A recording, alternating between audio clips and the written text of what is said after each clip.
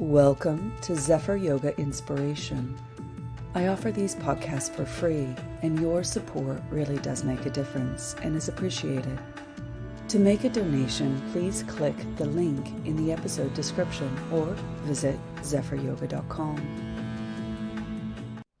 So as you guys know, we are coming to the last little bit of working with the Kleshas. These Kleshas are mental emotional afflictions that cause persistent distress, discontentment, dissatisfaction, dis-ease, and pain and suffering, according to the Yoga Sutras. Now, it does sound very bleak, this idea of like, well, why are we working with all this negative kind of concepts?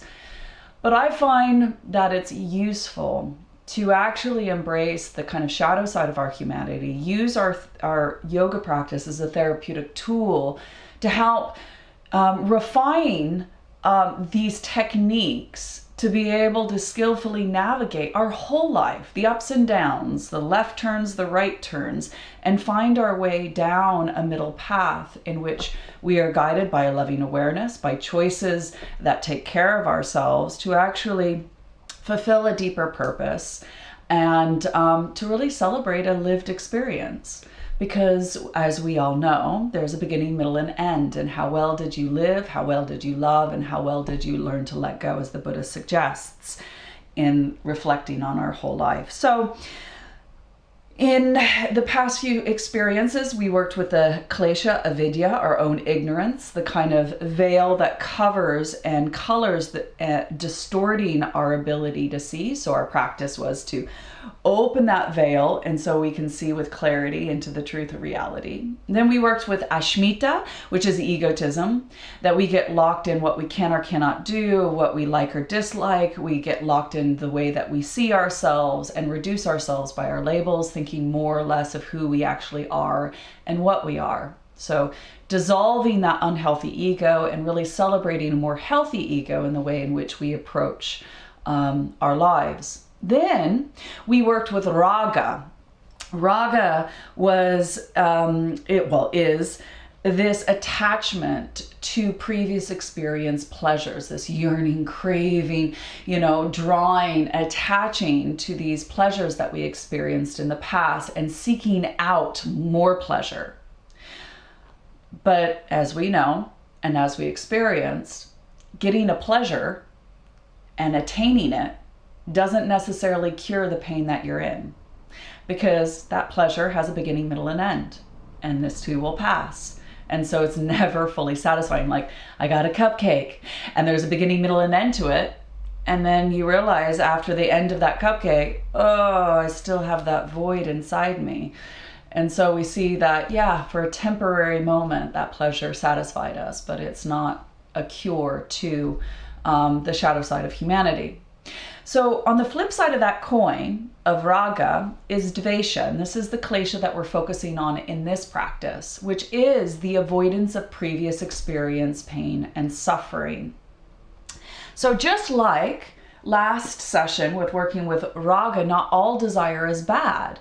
The desire to quench your thirst, to feed your hunger, the desire to get our fundamental needs met, to feel safe, to feel love, belonging, connected to really celebrate a more meaningful, purposeful life in that way in which we enjoy the pleasures of this world, enjoy the beauty, nature, creativity. It's good to experience pleasure. It's just the attachment to an outcome thinking that it will cure your pain becomes the klesha. So it is also natural to avoid things that are scary, that may cause you harm. However, this klesha, dvesa, draws our attention to what we are resisting to experience. And it's usually linked to a past experience of discomfort, dis-ease, dissatisfaction, of a pain or a suffering that we experienced. So feel in your body energy and notice what comes up in your mind. I'm going to ask you a few questions and notice your aversion. Notice your resistance. Notice your reaction to want to push these concepts away. So think about something that you don't like to eat. I don't like to eat gristle. Even though my husband says that is where all the flavor is, I don't like the texture. It's just like, blah, blah, blah, blah. I just don't like it. I have to spit it out. Now, you might actually have an aversion of the concept of eating animals, and notice that feeling. Notice what you don't like to smell.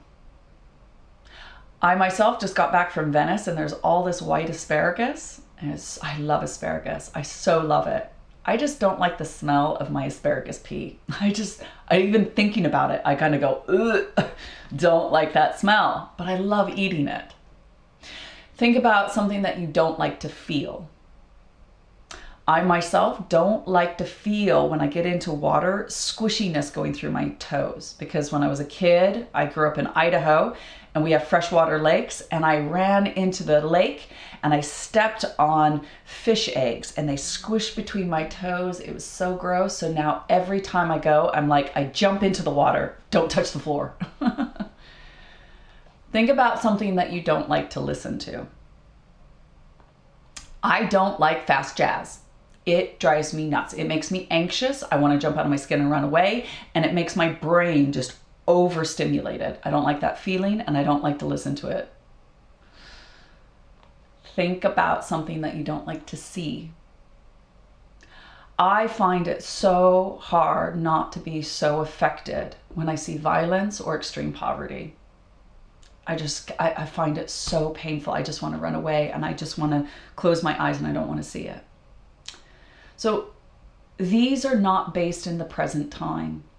They are past conditions or impressions we call samskaras, that we have a fear-based reaction to and not interested in experiencing them again. So there's a slogan that says, if you have a hysterical reaction, it's usually historical. And that insight is how our brains and our bodies save and store memories. And these memories are usually fear-based. And it's a useful design to keep us safe and protected for our future experiences.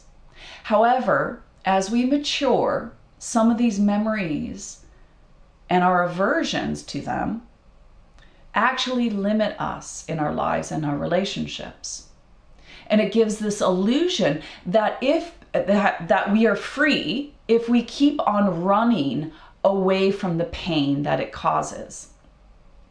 So there's another slogan that says, what we resist persists. That what we resist, we keep pushing away, it will come back in different forms at different times of our lives, trying to kind of like, okay, are you ready to face this? No, I want to push it away. You ready to face this? No, I want to push it away. But it will keep coming back, and this resistance is felt as tension in our body. We contract, reinforcing these other kleshas to get involved. Our raga, when we feel, oh, I don't like that, I'm going to go chase some pleasure. I'm going to go think about what I'm going to shop for, what I'm going to eat after class, just chasing more pleasurable things than dealing with that pain. Or we go into egotism, going, yeah, I don't like that, so therefore I don't have to look at that. And that's who I am, so you're going to have to deal. Or we go into avidya, where it's so colored we don't even notice we're resisting, and we're ignorant of just pushing something that we feel is not okay away, that we don't even see how it harms ourselves or others. So this way in which we form aversions leads us to hold in our body, energy, and mind resentments, grudges, dislikes, even hatred, hostility, this kind of harmful critic in the way in which we judge ourselves and others and create more negativity. So the solution in yoga points towards starting to look at the stories we tell ourselves that keep you stuck in this core false belief, and notice if we can start to investigate, to look into the stories in a different way, we might be able to have a different relationship to what we are resisting, what we're averse to. And this is a technique called Pratipaksha Bhavana, which is Yoga Sutra 233, to see the value in what we resist as a teacher. and learn how to view our reaction to aversion as a useful opportunity to practice. And this way of practicing builds trust in ourselves to love and care for our past and present self, opening to the possibility for healing, finding lasting fulfillment, deeper contentment within ourselves, even if stuff comes up in our lives that we find difficult, and that we have the tools to free ourselves from whatever causes us pain and suffering, rather than doing the same thing over and over again, expecting different results, which is the definition of insanity. So what we've been working with is viveka, this ability to stay awake, to have keen discernment, to understand, oh, there's aversion, oh, there's attachment, oh, there's my egotism, oh, there's my own ignorance. And so this idea of starting to look at your eyes like hawks and see that discerning awareness, that wise judgment to kind of clock when you are reacting. One wing of the bird is abhyasa, a focused, diligent practice that you gift yourself time to be here now.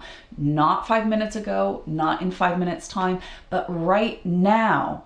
And in that, we practice vairagya, which is the other wing, which is this letting go of sensory observation. Oh, I am so averse of sitting here listening. I'm so bored. I'm going to think about what I'm going to eat. Why are you resisting being present, just receiving, listening?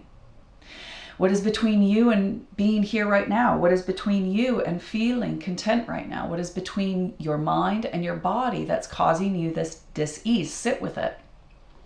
And whatever comes up, see it, value it, but learn how to release it and let it go. So in the Yoga Sutras, as revision, we've been going through this, repetition is the only way we learn. When we are practicing, what you're going to notice is 4 things. Yoga Sutra 133, negative thinking will arise. Emotional distress will arise. Instability felt in your body will arise. And disturbances in your breath that mirror the disturbances in your mind. Either you hold your breath in, I don't want to let go, I want to control this, I don't want to feel this. Or hanging out on the exhale, I'm disassociating. So the regular way in which we start to move our breath, turn our attention to the inflow and outflow, opening to sensation, and seeing that it teaches us the art of impermanence and the art of letting go. So there's a beginning, middle, and end. And in that, we welcome the beginning. There's a middle, and oh, there is an end. And we go to the next moment. So key tip is to create an asana that is sthira and sukham. This is Yoga Sutra 246. Each asana you're going to take, first make sure that you are stable and comfortable in it. Then you turn inward, Sutra 129. You focus on your breath, sensation, cultivating light of understanding, and contemplate a stable mind. We're going to use so hum. Inhale so, exhale hum. The meaning of that mantra is I am that. I am that consciousness having the human experience of Zephyr right now. And wow, I am consciousness watching Zephyr be averse to this practice or this pose.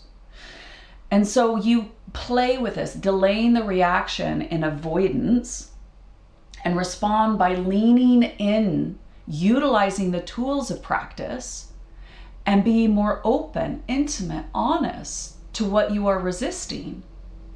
And then notice why you're reacting. It's a historical thing. It's a past experience, a judgment, a criticism, an injury, an ailment, something that really touched you. And now look at how you can learn to deepen your learning, deepen your application of these tools, and deepen your healing. If you would like to continue to practice, find out more information about the topics discussed, or to donate to this podcast, please visit zephyryoga.com or follow the link in the episode description. I thank you.